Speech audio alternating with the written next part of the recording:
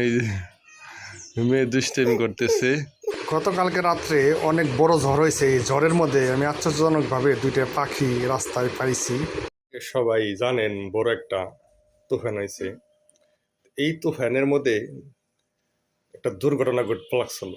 সেটা হলো তুফান শেষে যখন বাসায় আসতেছি তখন দুইটা পাখি, বড় বড় পাখি দেখি রাস্তায় পড়ে রয়েছে, মানে আমার মোটর সাইকেলের নিচে পড়তে লাগছিল।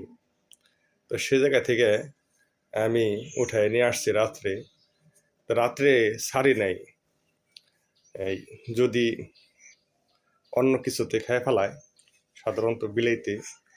এই জন্য সকালে মেয়েরে দেখাই দিয়ে নিয়ে আসছি। আর মেয়ে তো সকালবেলা উঠেই আমার কাছে সবার আগে আসে, এই জন্য দেখি মেয়ে কেমন করে। এই যে মেয়ে দুষ্টামি করতেছে, খেলতেছে। এখন ছেড়ে দিব দুটা, যেহেতু সকাল হয়ে গেছে গা, রাত ভরে আসলো আমার বাসায়। তো এখন ছেড়ে দেবো ইনশাল্লাহ। এটা হইলো বাচ্চা, এটা এটা যাইতে চাইবো না। আরেকটা আছে বড় ঘুঘু, এটা হইলো যে ঘুঘু, এটা বোধ হয় রাজঘুঘু বলে। দেখি তো না দিয়ে ছাড়ো তো, দোনোটাই মানে ডেকে বাচ্চা আর কি। এটা তো বড় ঘুঘু আর কি, ওই যে গেছে গা, ওই চলে গেছে গা ওটা।